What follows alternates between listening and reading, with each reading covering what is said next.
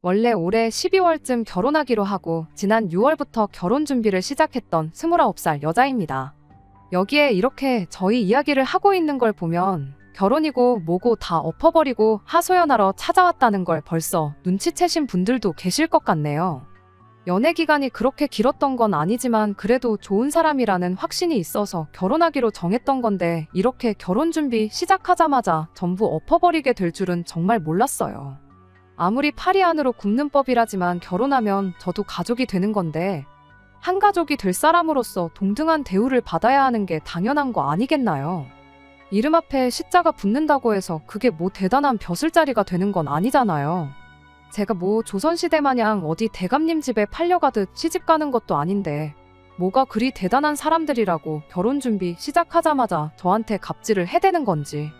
이런 집구석과 한솥밥 먹겠다고 기분 맞춰주고 그러는 것보다 결혼이고 나발이고 길게 두고 볼 것도 없이 엎어버리는 게 맞는 게 아닌가 싶어서 단칼에 이 결혼 안 한다고 선언해주고 돌아왔습니다. 아무리 그래도 어른들까지 다 있는 자리에서 제 행동이 너무했다고 하는데 저는 그 사람들이 당해도 싸다고 생각하거든요. 여러분들께서 제 이야기 한번 들어봐 주시고 정말 제 행동이 너무했는지 객관적으로 한번 판단해 주세요. 저한테 친구가 한 명 있어요. 그 친구는 저랑 어려서부터 친하게 지내던 친구가 아니고 대학교를 졸업하고 막 취직 준비를 시작했을 때 알게 된 친구였어요. 당시만 해도 취직 준비에 필요한 정보 공유를 한다고 이래저래 연락을 자주 주고받던 친구였는데 서로 취직하고 나서 사는 게 바쁘다 보니 한동안 소원해져서 몇 년 동안 소식도 모르고 지내게 되었지요. 그런 친구한테서 몇 년 만에 연락이 왔어요. 서로 너무 반갑다고 톡으로 안부도 묻고 근황 이야기도 나누고 하면서 몇 시간을 떠들었습니다. 그런데 보통은 한참 이렇게 소식도 모르고 지내던 친구가 갑자기 연락을 해오면 안부가 궁금한 것보다는 다른 용건이 있어서 하는 경우가 많잖아요. 그 친구도 제 안부를 묻고 싶다기보단 다른 이유가 있겠거니 생각했어요. 아니나 다를까 저한테 남자를 한 명 소개시켜주고 싶다는 이야기를 꺼내왔어요. 그때쯤 제가 마침 한참 사귀고 있던 사람과 되게 안 좋게 헤어지게 되었는데 어디서 그 소식을 들었나 보더라고요. 아무튼 그때 친구한테 소개를 받게 된 게 제 남자친구였습니다. 남자친구는 저보다 5살 연상으로 제 친구하고는 대학교 때부터 알고 지낸 사이였던 사람이었어요. 아무튼 그렇게 친구의 주선으로 남자친구를 처음 만나게 되었고 그렇게 몇 번 더 만나다가 남자친구와 연애를 시작하게 되었습니다.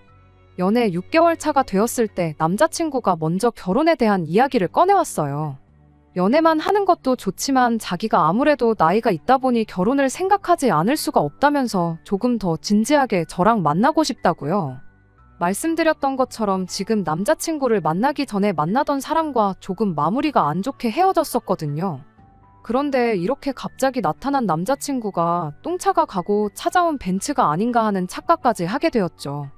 남자친구를 만나기 전에 만나던 사람과 워낙에 안 좋게 헤어졌다 보니 남자친구가 더 좋은 사람처럼 보였나 싶었던 것 같아요. 객관적으로도 학벌이나 직장, 뭐 하나 전에 만나던 사람보다 빠지는 게 없는 사람이기도 했어요. 아무튼 저도 늦은 나이는 아니지만 곧 30을 앞두고 있던 나이다 보니 남자친구가 꺼낸 결혼 이야기를 긍정적으로 받아들이게 되었습니다. 그 뒤로 반년 정도를 더 만나다가 지난 6월에 남자친구의 청혼을 받게 되었고 그렇게 저희는 올해가 가기 전에 결혼식을 올릴 계획을 세우고 본격적으로 결혼 준비를 시작하게 되었습니다. 남자친구와 저 사이에 친구가 있다 보니 결혼 이야기 오가는 동안에 서로가 말은 안 했지만 대충 조건이 어느 정도인지에 대해서는 어렴풋이 알고는 있었어요.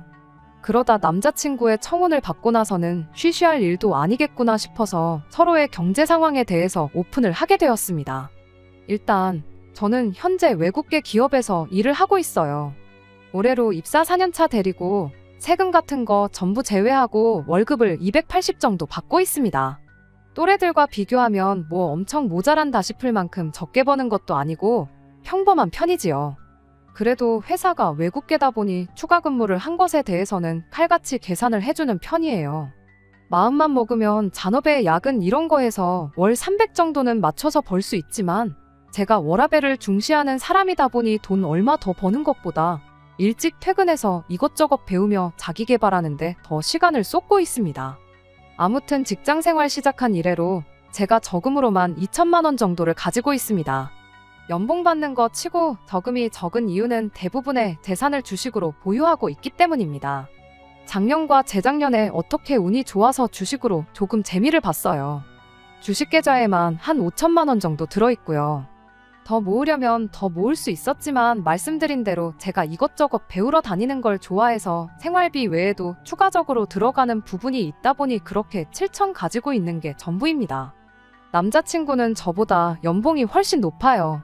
저랑 5살이나 차이가 나는 만큼 사회생활 경력도 더 길지만 그런 거 다 감안해서 제가 같은 경력이라 할지라도 남자친구가 버는 만큼 벌지는 못합니다. 월급은 이것저것 다 떼고 380 정도 들어오고 명절이나 연말에 나오는 수당 같은 것까지 계산하면 월급이 400을 넘는다고 봐도 무방합니다. 그런데 모아놓은 돈이 4천만 원이 전부였어요. 대신 할부가 다 끝난 차가 한 대 있었습니다. 저는 별말 안 했는데 자기가 차를 처음 샀을 때 출고가가 4천 정도였다고 그럼 저보다 1,000만 원은 더 모아놓은 거라고 봐도 무방하지 않냐고 하는 걸 보니 자기가 돈을 썩 잘 모으지 못했다는 걸 알고는 있는 눈치였어요. 그래도 제가 돈을 그것밖에 못 모았냐고 따진 것도 아니고 아무 말도 안 했는데 저러는 걸 보니까 좀 어이가 없었습니다. 그래서 차를 샀을 때 가격이 아니라 지금 당장 처분했을 때 얼마나 쳐주는지를 봐야지 맞는 거 아니냐고 한마디 따졌죠.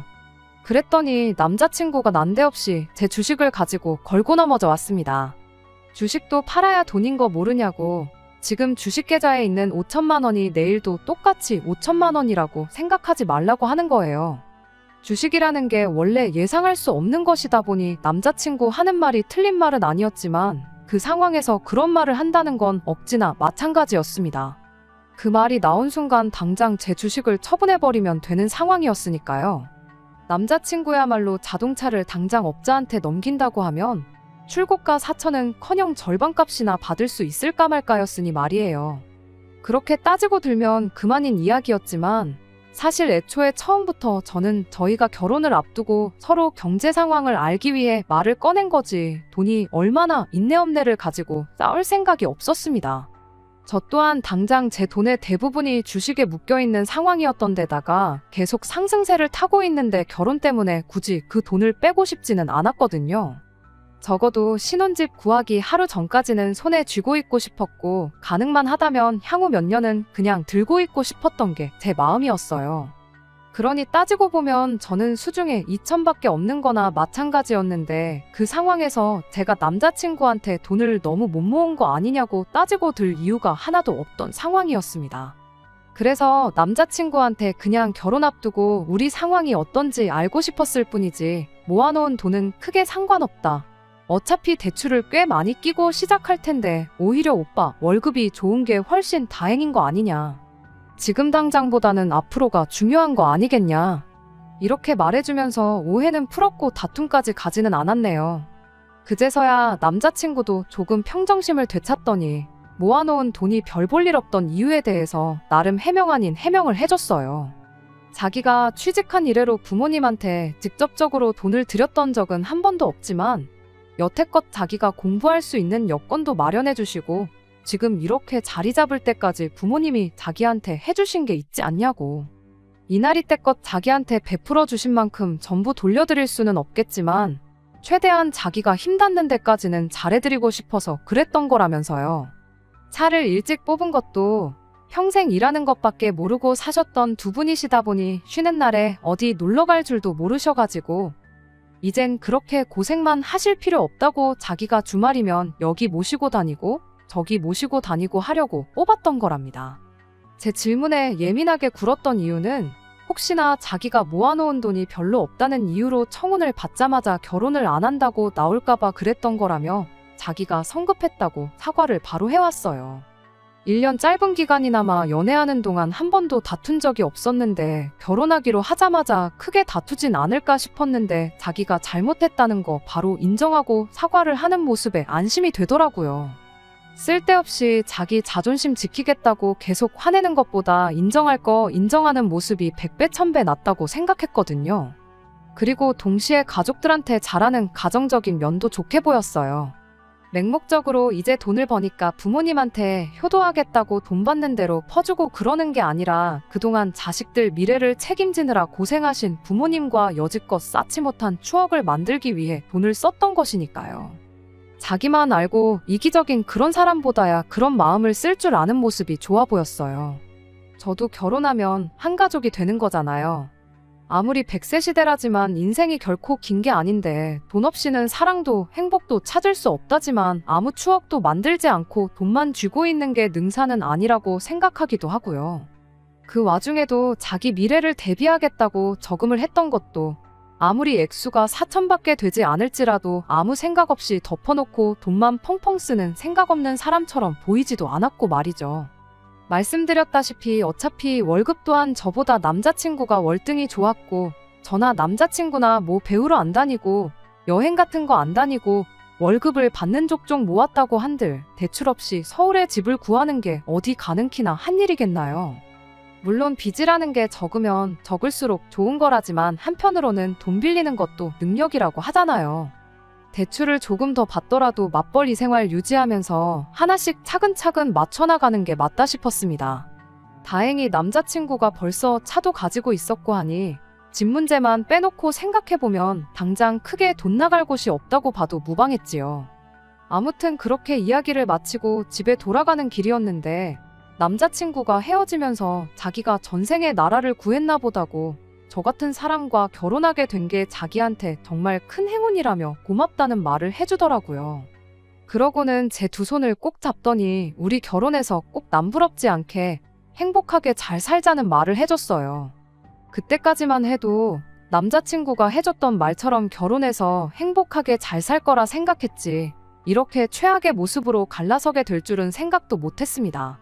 아무튼 그날 이후 저도 저희 부모님께 결혼할 사람이 생겼다는 사실을 전했어요.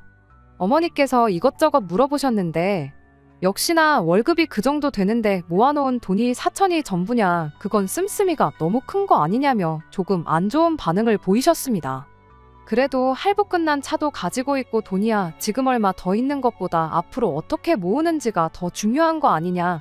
나도 주식으로 이득 본 거 아니면 5천 정도밖에 못 모았을 텐데 그렇게 생각하면 오히려 잘 모은 거 아니냐 남자친구 편을 들어줬지요.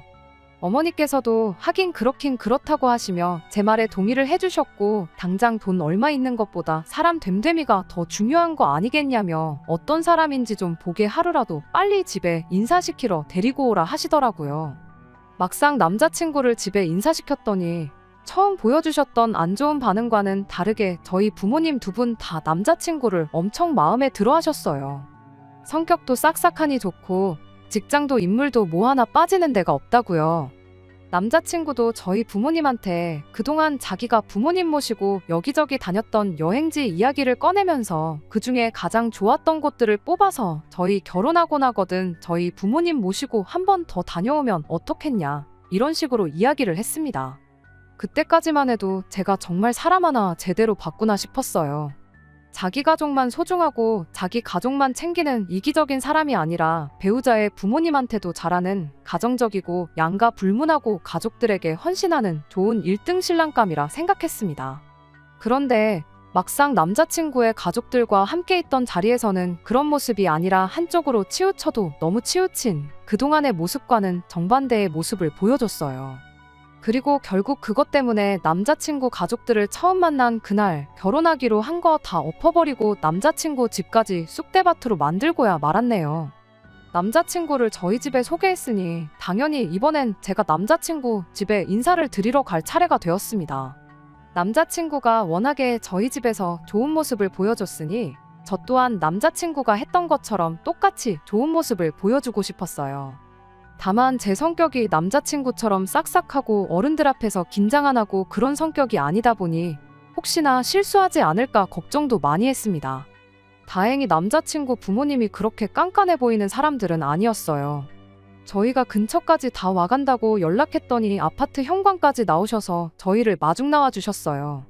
그 길로 예약한 식당에 가서 식사를 하고 왔습니다. 모처럼 외식하러 나왔는데 밥 먹는 중에 이런저런 질문했다간 먹다 체할 수도 있다고 본격적인 이야기는 집에 가서 하자며 정말 간단한 질문들 외에는 아무것도 안 물어보셨어요. 그런 사소한 배려에 좋은 분들이구나 하는 생각을 가졌고, 그러면서 저도 점점 긴장했던 게 조금씩 풀어지기 시작했습니다. 그렇게 식사를 마치고 다시 남자친구 집으로 향했고, 그때부터 남자친구 부모님의 질문 공세가 이어지기 시작했습니다. 덕분에 긴장이 많이 풀어졌다 보니 물어본 질문에 대답하는 게 전혀 어렵지 않았어요. 남자친구가 저희 부모님께 했던 만큼 싹싹하지는 않았지만 나름대로 잘했다고 생각했고, 저 혼자만의 생각일 수도 있겠지만 남자친구 부모님 또한 저를 마음에 들어 하시는 듯 싶었습니다. 그런데 문제는 남자친구의 여동생이었어요. 저한테는 하마터면 제 인생 최악의 신우가 될 뻔했던 사람이기도 하고, 어떻게 보면 덕분에 결혼이 엎어졌으니 은인이기도 한 사람이지요. 아무튼 그때는 남자친구 동생이 인격이 파탄난 사람인 걸 몰랐고, 어쨌든 남자친구의 가족이니 웬만해서는 저를 좋아라 해줬으면 싶었습니다. 외출 중이라 같이 식사하는 자리는 함께하지 못했는데, 집에 도착해서 한참 이야기 나누던 도중에 동생이 집에 돌아왔어요. 남자친구한테 저보다 나이가 1살 어린 여동생이 있다는 건 이미 연애 시작할 때쯤부터 알고 있었습니다. 여동생이 있다는 이야기 정도만 들었지 직접 만나보거나 여동생에 대해서 자세한 이야기를 들어본 적은 없었지만, 그래도 저랑 1살 차이밖에 나지 않는 만큼 친자매까지는 아니어도 친구처럼 가깝게 지낼 수도 있겠구나 생각했었어요. 하지만 그거야말로 저 혼자만의 생각이었습니다. 남자친구 여동생이 집에 들어오자마자 어머님께서 동생한테 여기 네 새언니 될 사람 와 있으니까 어서 와서 인사부터 하라고 한마디 하셨지요. 저보다 1살 어리다는 건 이미 알고 있었지만 어쨌든 초면이다 보니 동생이 저한테 인사를 하기 전에 먼저 제가 안녕하세요 하고 앞으로 잘 부탁드린다 인사를 건넸습니다. 그런데 여동생이란 사람은 시큰둥한 표정으로 제 인사를 받는 둥 마는 둥 하더니 다짜고짜 저를 위아래로 훑어보기 시작했어요. 그러더니 벼랑간 제 인사를 받기는커녕 너가 걔구나? 한마디 던지고는 남자친구 부모님 옆자리에 가서 털썩 자리를 깔고 앉더라고요. 난데없이 반말을 내뱉는 남자친구 동생 때문에 순간 그 자리 분위기가 그대로 얼어붙어 버렸어요. 그런데 그 와중에 남자친구 여동생한테 말버릇이 그게 뭐냐 하고 지적해주는 사람이 한 명도 없었습니다. 남자친구가 설마 동생이나 부모님께 제 나이를 말을 안 해줬나 싶기도 했는데, 말을 안 해준 건 둘째 치더라도 남자친구 본인이 이미 제가 1살 더 많은 걸 알고 있는데 그 상황에 동생한테 말 한마디 안 하고 가만히 있는 건지 싶었습니다. 애초에 초면인 사람한테 반말부터 내뱉는 게 정상은 아닌 상황이잖아요. 몰랐을 수도 있지, 착각했을 수도 있지 하고 그냥 넘길 상황도 아니었어요. 이후로도 당연한 듯이 저한테 계속 반말로 말을 해대기 시작했거든요. 그 와중에 남자친구가 한마디 하기는 했는데 그게 예의 없는 말투에 대한 지적이 아니었습니다. 남자친구 동생이 먼저 저한테 말을 꺼냈어요. 설마 예비시댁에 인사하러 왔는데 빈손으로 온 건 아니겠지? 하고 물어왔죠. 그때 남자친구가 처음으로 입을 열었는데 그게 말투에 대한 지적이 아니라 설마 빈손으로 왔겠냐는 대답을 하고는 제가 사가지고 온 과일 바구니를 턱으로 쭉 하고 가리키더라고요. 남자친구 여동생이 그 과일 바구니를 보더니 안 그래도 자기가 친구랑 나가서 밥 먹고 오는 길인데 기름진 거 먹어서 상큼한 게 땡겼는데 잘 됐다며 저한테 나 과일 좀 먹어도 되지?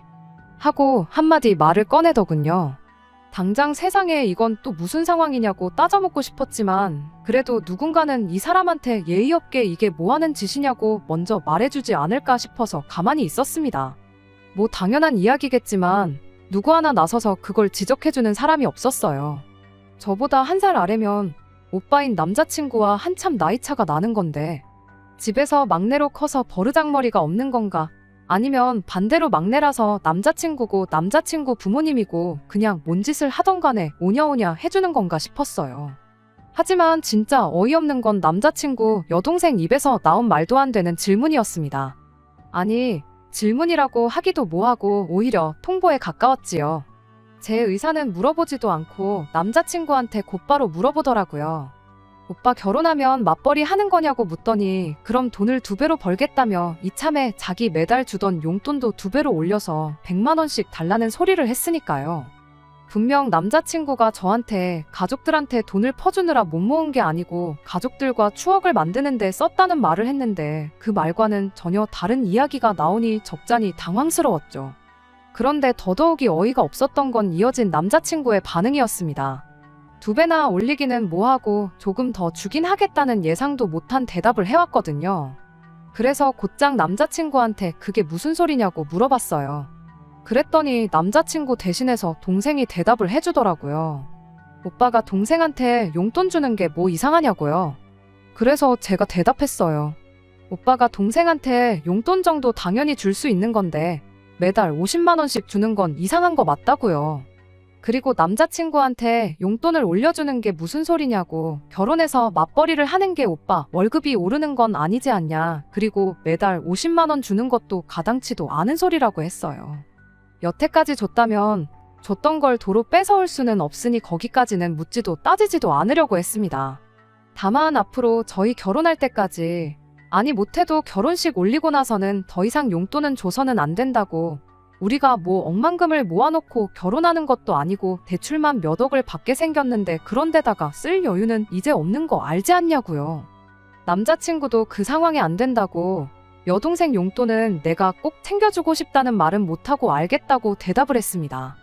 그런데 남자친구 동생이 그 말을 듣더니 혼자서 개거품을 물면서 말 그대로 발광을 하기 시작했어요. 급기야는 용돈을 끊을 거면 차라리 결혼을 하지 말라는 소리를 하는데 아주 꼴이 가관이더라고요. 갑작스러운 남자친구 여동생의 돌발 행동에 안 그래도 얼어붙기 시작했던 집안 분위기가 한층 더 막장으로 치닫고 있었습니다. 그제서야 남자친구 부모님이 나서서 이게 뭐 하는 짓이냐고, 쓸데없이 이럴 거면 그냥 방에 들어가서 조용히 있으라고 한마디 해주시더군요. 덕분에 남자친구 여동생이 잠깐 잠잠해졌어요. 그러더니 혼자 제가 사온 과일들을 손에 들고 있던 과도로 이리 쑤시고 저리 쑤시고 난리도 아니었습니다. 급기야는 어디서 이렇게 깎아먹기도 힘든 과일을 사왔냐며 저보고 과일 좀 잘라오라고 칼을 건네주더라고요. 뭐 위협이라도 하려는 건지 칼날 부분을 저한테 향하게 해서는 말입니다. 안 그래도 등장하자마자부터 저를 기분 나쁘게 했고 거기에 엎어서 용돈 문제로까지 사람 속을 뒤집어놨는데 그것도 모자라 한 살 어린 예비 손아래 신우가 저한테 과일을 깎아오라고 시키니 더더욱 기분이 좋을 일이 없었어요. 그런데 거기에 칼날까지 저를 향하게 해서 건네주니 웬만해선 평정심을 유지하려고 했던 저도 순간 표정 관리가 안 되더라고요. 그런 제 표정의 변화를 눈치챈 건지 얼굴 표정 좀 보라면서 뭐 기분 나쁘냐는 식으로 한마디를 하대요. 그와 동시에 남자친구도 입을 열었는데 동생한테 뭐라 한마디 하는 게 아니고 저한테 한마디를 하는 겁니다. 동생이 저랑 친해지고 싶어서 장난치는 거니까 좀 참으라면서요. 예상도 못한 남자친구 한마디에 오히려 더 이상 참을 수가 없었습니다. 100번 양보해서 이걸 장난으로 봐준다고 해도 정도가 있지, 초면에 반말하는 것부터 행동까지 이게 뭐 하는 짓이냐고 한마디 했어요. 그랬더니 남자친구 여동생이 저한테 한다는 소리가 키도 조그만 게 보기보단 성깔이 있네 하면서 왜 우리 엄마 아빠가 네 편 들어주니까 기세가 등등해진 거냐고 한마디 하더라고요. 대놓고 시비를 걸어오는데 암만 자리가 자리라고 할지라도 저도 가만히 듣고만 있지는 않았어요. 그때까지만 해도 파혼할 생각은 없었으나 그렇다고 해서 여기서 제가 꼬리를 내리면 결혼 후에도 평생을 두고 저렇게 시비를 걸어올 게 뻔하겠구나 싶었거든요. 그래서 한마디 했어요. 대놓고 시부모님 되실 분들 앞에서 남자친구 여동생이랑 똑같이 굴면서 싸울 생각은 아니었고 그냥 이성적으로 한마디 해주면 되겠거니 싶어서 최대한 좋게 이야기했습니다. 나보다 나이도 어린 걸로 알고 있는데 초면부터 반말하고 이젠 과일까지 깎아오라고 명령하는 거냐고요. 그리고 원래 칼같이 날이 달린 거 다른 사람한테 건네줄 때는 손잡이 부분을 그 사람을 향하게 해서 건네줘야 하는 거라고, 제대로 못 배운 것 같아서 알려주는 거니 새겨 들으라고 깔끔하게 한마디 해줬습니다. 그랬더니 저보고 나이 1살 많다고 꼴에 언니 대접은 받고 싶은가 보네 하면서 혼자 비웃기 시작하더라고요. 어이가 없었죠. 내가 언니 대접을 받겠다고 이러는 게 아니라 맞는 말이라고, 그냥 나이만 두고 봐도 내가 1살 더 많은 언니고 아가씨 오빠랑 결혼하면 서열상으로도 아가씨가 내 손아래 신우가 되는 거지 내 언니가 되는 게 아닌 거 모르냐고요. 그랬더니 돌아온 대답이 아주 가관이었습니다. 자기가 왕년에 학교 다닐 때 좀 놀았다는 걸 자랑처럼 이야기를 하더라고요. 원래도 자기가 노는 언니들 아닌 이상 1~2살 차이는 그냥 먹고 들어갔다고요. 특히 자기 주변 사람들 중에 자기랑 1살 차이 나는 사람들 중에 자기가 자기 입으로 언니라고 부르는 사람들이 손에 꼽는답니다. 그러니 자기가 저한테 언니라고 부를 이유도 없다는 거예요. 그러더니 뭐 자기가 반말하는 게 그렇게 불만이냐고 하더니 불만 있으면 어쩔 건데 하고는 여지까지 찍소리도 못하고 있다가 우리 엄마 아빠가 한번 편들어줬다고, 그리고 우리 오빠가 바로 옆에 있으니까 무슨 일이 나겠나 싶어서 까부는 거 아니냐고 시비를 걸대요. 딱 보니 믿는 구석 없으면 내 눈도 똑바로 못 마주치고 깔고 다녔을 스타일인데 내가 너 같은 애들 한두 번 상대해보는 줄 아냐면서 세상 참 많이 좋아졌답니다. 예전 같았으면 그냥 묻지도 따지지도 않고 뭘 꼬나보냐 한마디 해주고 머리끄댕이부터 붙잡아 아주 초죽음을 만들어놨을 거라나요. 그 와중에 남자친구던 남자친구 부모님이던 누구라도 동생이 파혼하라고 고사를 지내는 건지 지 혼자 미쳐 날뛰는 걸 말려줬더라면 저 또한 파혼까지 택하진 않았을 수도 있어요. 그런데 그나마 제 편을 들어주는 것 같던 남자친구 어머니도 우리 애기가 용돈 못 받게 되니까 더 저러는가 보다 하면서 그래도 주던 걸 어떻게 못 주게 할 수 있냐며 애가 용돈 받던 건 건들지 말라고 한마디 하시더군요. 남자친구도 그러는 게 좋겠다고 거들어주기 시작했고요. 이젠 온 가족이 나서서 자기를 도와주니 남자친구 여동생이 아주 기가 살아가지고는 이제 네 편은 아무도 없는 것 같은데 전세가 역전된 거 딱 봐도 모르냐며 알아서 기라고 한마디 하는 겁니다. 그때 저도 뚝하고 제 인내심이 끊어졌어요. 아무리 파리 안으로 굽는 법이라지만 이 집구석에 한 식구로 들어오면 제가 앞으로 무슨 꼴을 당하며 살게 될지 눈에 보이기 시작하더라고요. 그렇게 파혼까지 각오하니 저 혼자 예의 차리고 좋게 좋게 말할 이유도 없다 싶어서 저도 그때부터 똑같이 반말로 말을 하기 시작했습니다. 연예인이나 운동선수같이 유명한 사람들도 혹시나 자기가 과거에 잘못했던 거 들킬까봐 조마조마해하고 실제로 들킨 사람들은 아무리 당사자한테 사죄를 하고 용서를 빌어도 활동을 다시 못할 만큼 나락에 가버리는 정의가 승리하는 사회가 되었으니 네 말대로 세상 참 좋아진 것 같다고요. 그리고 남자친구는 물론이고 남자친구 부모님 앞에다 대고 저걸 보니 이 집 가정교육 수준이 어느 정도 되는지 알겠다고, 나는 이 집에 며느리로 들어오기엔 너무 아까운 것 같으니 결혼 이야기는 없던 걸로 하고 저도 여기까지만 하고 이만 가보겠다 말하고 자리에서 일어났어요. 그리고 남자친구 동생한테 마지막으로 한마디 해줬습니다. 뭔가 크게 착각하는 것 같은데 왕년에 사람 괴롭히고 그런 이야기 어디 가서 자랑처럼 할 만한 이야기가 아니고 네 얼굴에, 네 부모 네 오빠 얼굴에 침 뱉는 거나 마찬가지니까 오늘부로 그 이야기는 어디 가서 꺼내지도 말라고 충고 한마디 해줬습니다. 그리고 나서 남자친구 동생이 난도질을 해놓은 과일은 두고 멀쩡한 과일들만 챙겨 들고 저런 인간도 안 되는 애 먹으라고 사온 과일이 아니니 아까워서라도 도로 가져가겠다 말하고 현관문 쪽으로 몸을 돌렸어요. 그런데 뒤에서 남자친구 동생이 저를 향해 냅다 뛰어오더라고요.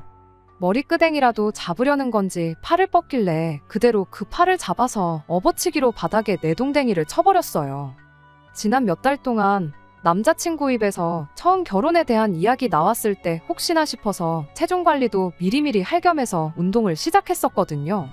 그냥 헬스장만 다니기에는 지루한 것 같고 새로운 것도 배워보고 싶어서 집 근처에 있는 종합격투기 도장에 등록해서 주짓수며 유도며 이런 걸 배웠거든요. 체중 관리가 목적이었지 실전에 쓰려고 배운 건 아니었는데 이렇게 배운 걸 써먹고야 말았네요. 아무리 제가 먼저 결혼은 없던 일로 하겠다고 말을 하긴 했지만 결혼 허락받으러 간 자리에서 다른 사람도 아니고 예비신우 될 사람을 바닥에 패대 기쳐버렸으니 이제 진짜로 이 결혼은 물 건너갔구나 싶었습니다. 갑자기 펼쳐진 상황에 다들 당황한 기색이 역력했는데 그 틈을 타서 집에서 빠져나왔어요.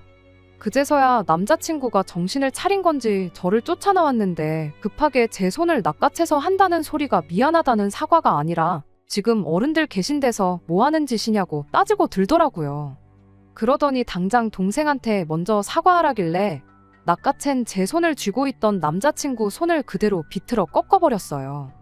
이것도 도장에서 호신술 수업 시간 때 배운 건데 이런 데서 또 써먹을 줄은 몰랐네요. 그대로 손목이 꺾인 남자친구가 비명을 지르며 그대로 바닥에 주저앉더라고요. 마무리까지 이렇게 확실하게 정을 떼주니 오히려 고마울 따름이었습니다. 참 좋은 사람이라 생각했고 결혼까지 생각했는데 본 모습이 이런 사람일 줄은 몰랐다고. 동생 용돈 못 주게 된 게 엄청 아쉬워 보였는데 오히려 잘 된 거 아니냐고. 평생 인간도 못 되는 동생 뒷바라지나 해주면서 살라고 한마디 해주고 집에 돌아왔습니다. 저희 어머니가 이야기 듣더니 뭐 그런 경우 없는 집구석이 다 있냐며 어이없어 하시더라고요.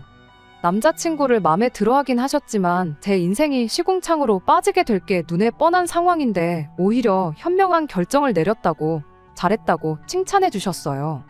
제가 나이가 많은 것도 아니고 능력이 없는 것도 아닌데 미천 다 드러난 집구석에 제가 시집갈 이유가 하나도 없다고요. 다들 하나같이, 심지어 도장 사범님마저도 제가 잘했다고, 이야기만 들어도 속이 다 시원하다는 반응이었는데 딱 한 사람 다른 반응을 보인 사람이 있었어요. 바로 남자친구를 저에게 소개해줬던 그 친구였습니다. 그래도 다른 사람도 아니고 남자친구 부모님이 계신 자리인데 그렇게 쑥대밭으로 만들어 놓았어야 했냐며 제가 잘못했다고 하더라고요. 남자친구가 자기 회사랑 가장 큰 거래처에서 일하는 사람인데 혹시나 제 일 때문에 자기 일하는데 지장이 생기면 어떡하냐면서 저보고 빠른 시일 내로 남자친구한테 사과를 했으면 좋겠다고 하더라고요. 아마 저를 소개시켜줬던 것도 남자친구한테 잘 보이려고 해줬던 거겠구나 싶었고 그걸 알게 되니 이 친구하고도 계속 가깝게 지낼 이유가 없겠구나 싶었습니다. 남자친구나 이 친구 말 맞다나 예비시 부모님 될 사람 앞에서 그 집 딸을 바닥에 패대기 치고 예비신랑 손목을 꺾어서 무릎까지 꿇게 만든 게 정말 제가 잘못한 일인가요? 저는 아직도 제가 잘못한 거 하나도 없다고 생각합니다. 그 인간들은 당해도 싼 인간들이고 그 정도로 해도 평생 정신 못 차리고 살 거라는 걸 알고 있거든요. 어차피 취직한 이래로 연락도 거의 없이 생사 정도만 알고 지낸 친구였다 보니 손절하는데 그렇게 아쉬움이 남거나 어려운 건 하나도 없었어요. 덕분에 제 인생에 평생 필요 없을 인맥도 하나 정리했네요. 아무튼 이렇게 결혼식 날짜까지 대충 잡아두었던 남자친구하고는 평생 두 번 다시 볼 일이 없게 되었습니다. 다른 사람들 말만큼 제 29 나이가 새로운 만남을 시작하기에 너무 늦은 나이라고는 생각하지 않아요. 물론 이렇게 대일 만큼 대인 상황에 당장이라도 누구를 만나야겠다는 건 아니지만 다음에 만나는 사람은 제발 정신머리 똑바로 박히고 정신머리 똑바로 박힌 가족들을 가지고 있는 평범한 사람이면 좋겠습니다. 끝까지 들어주셔서 감사합니다. 오늘의 사연은 여기까지입니다. 구독과 좋아요, 알람 설정 부탁드리고 더 좋은 사연으로 다시 찾아뵙겠습니다. 감사합니다.